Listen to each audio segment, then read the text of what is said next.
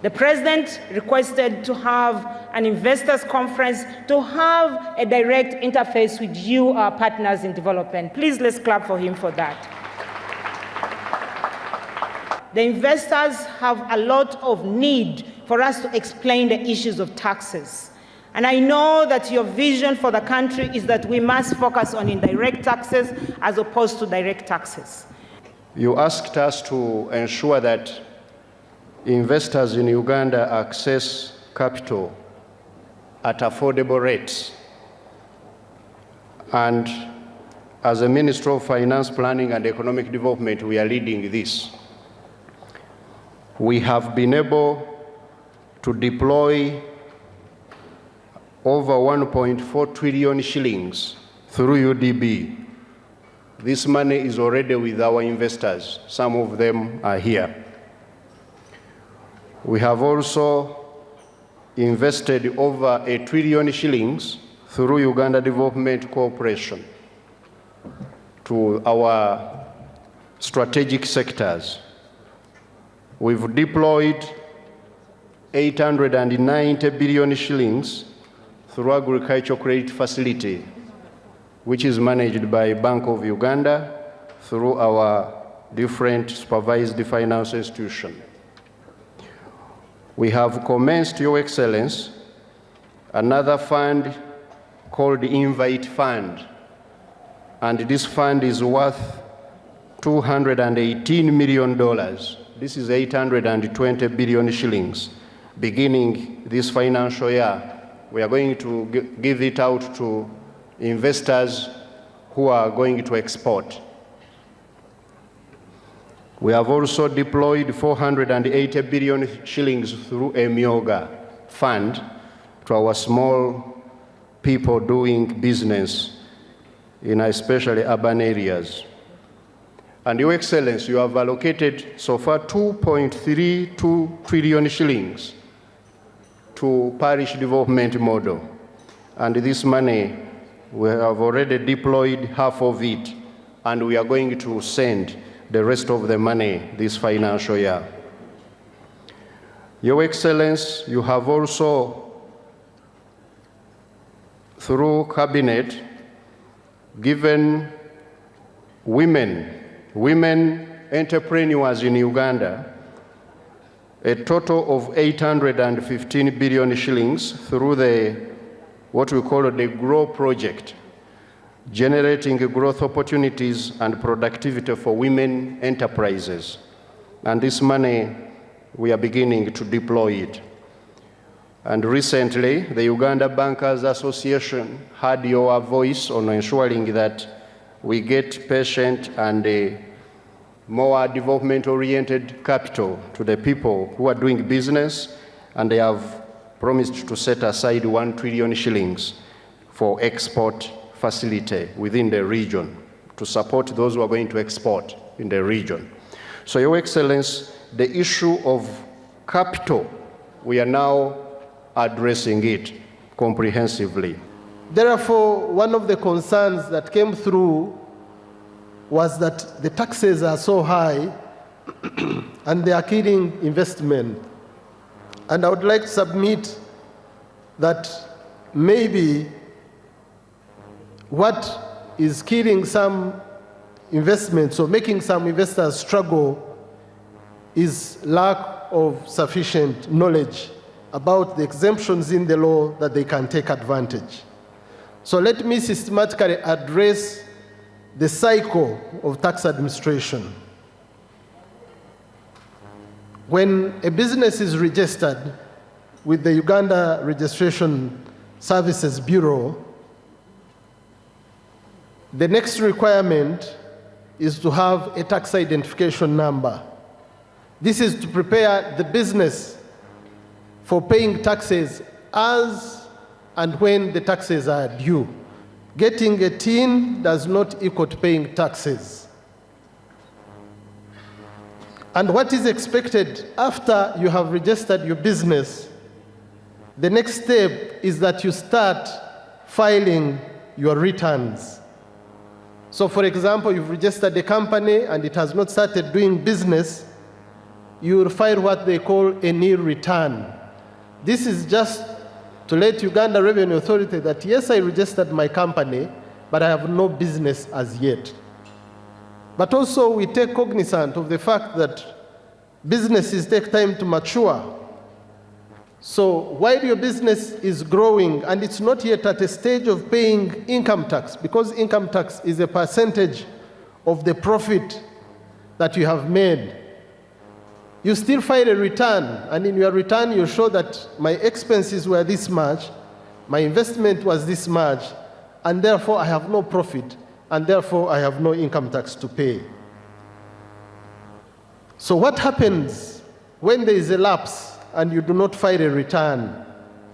Then Uganda Revenue Authority starts to assume that you are actually doing business.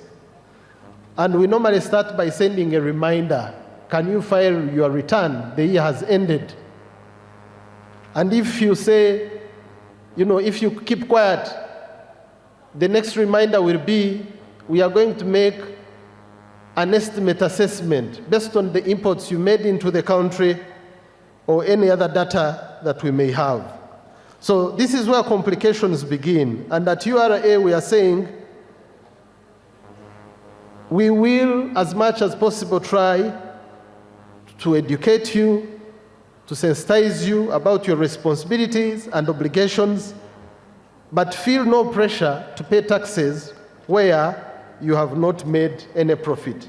And then the coffee cooperatives in Bukoma and Simbi, they also want to be, they have basically said they are not looking for loans. So without them lobbying me, I want to request Your Excellency through your daughter to give audience to some of these Ugandans. I think they feel jealous when they see the oil sheikhs from Saudi Arabia always visiting you. They see the Chinese and others. Your own struggling people also want to come and meet you because they are the ones you have promised to protect in your recent speech.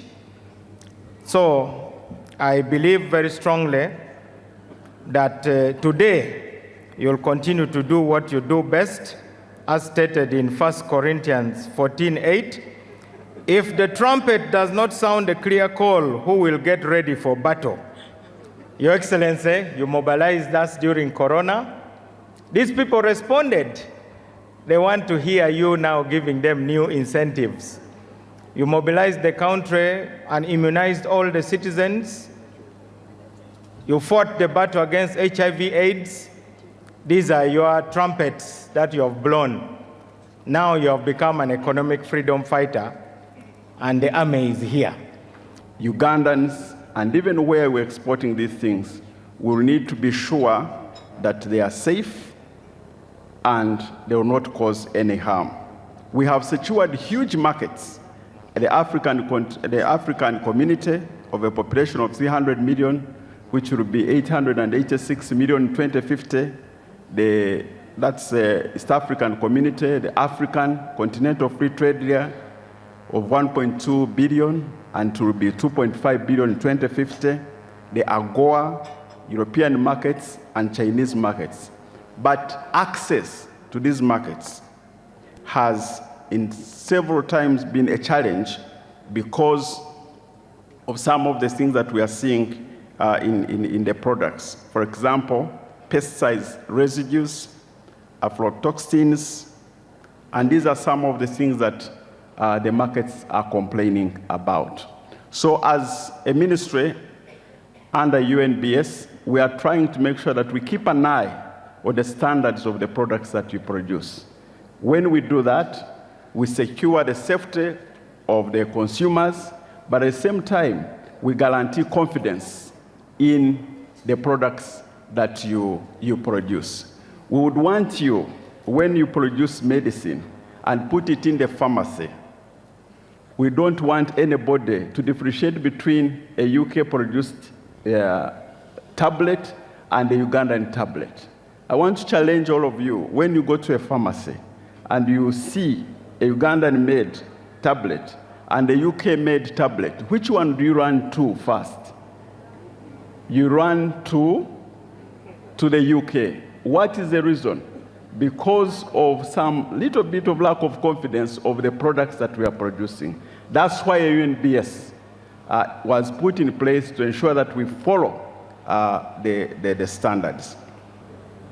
The issue of corrupted officers, the issue of corrupted officials. Somebody came and whispered to me just before you came and said, Minister, if we hadn't at assessment by Uganda Revenue Authority,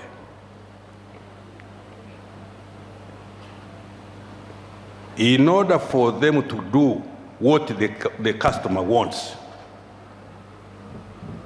you have to look for something what we call kitu kidogo. Equally, if you want a power connection, again, if you don't do that, you may take 1 year before you get a connection. Mr. President, this thing has been hurting me. I don't sleep. I am looking for money. I am abused by colleagues that I'm not giving them money. When I give money, people do not use it for the purpose for which it has been given.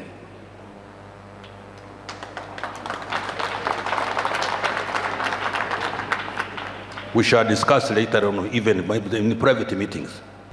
But the question of corruption, Mr. President, is getting the nerves of some of us. It's really very terrible. We really must whip, we must crack, we must track. Those fellows who are doing those things, they should not be in our government. They shouldn't be in our government at all. You are a clean man, I'm a clean man, others also clean men and women. We work so hard. We worked hard to bring this country to where it is now, and people want to derail us, to take our country into wars unnecessarily. You know, I can quarrel badly, Mr. President, so you'll excuse me. When I get annoyed, I get annoyed. A good meeting because the investors from outside and from within Uganda get together with the ministers and the public servants. You should therefore be able to bring up all issues and resolve them. What I would like is to guide the Ministry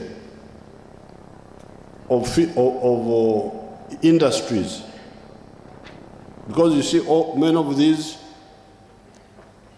are under the heading of industry, Kololo. If the ministry could capture all these people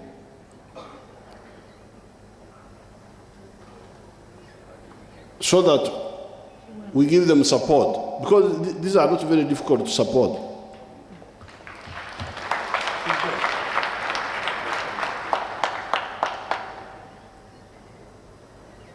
But somehow, like for instance, Mama Bella Wine, I normally meet her on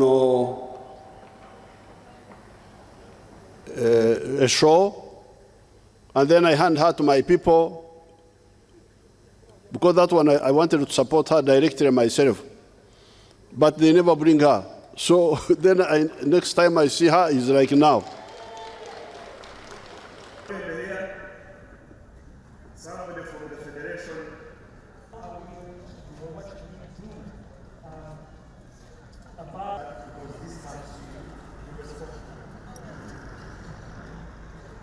Yes, the grace period. Because when you give me a loan, I need a grace period. Probably was this a month? Kampala, it was at 32%, and therefore declare that it is possible. But I'm here representing some category of honorable ministers. I represent that category of persons. We are able to make our economy, our place, a better place to live in. It's my submission. Weather and all that is on another level. When you go to UBC, especially UBC, my God, when you go there, the first thing they has already put in so much, and after so much has been invested, we shall be at this level. Now, if you are old like me, or young like some of the agencies, talk to themselves, so that the regulator, you make sure that I have a talk to each other, so that we, the investors, can have some. Digit. The grant, thanks to Mastercard, responded to that. In a conversation on the manufacturing possibly. But also the right place government does not take it back, we give it to the next one. I can tell you for agriculture breakfast. All protocols observed had allowed multiple restructuring within the COVID period. So, point is talking about the double-digit lending rate as deposit interest rate. With that raw material, we have to contribute to the agricultural export. Our time is fast spent and we want to thank you so much for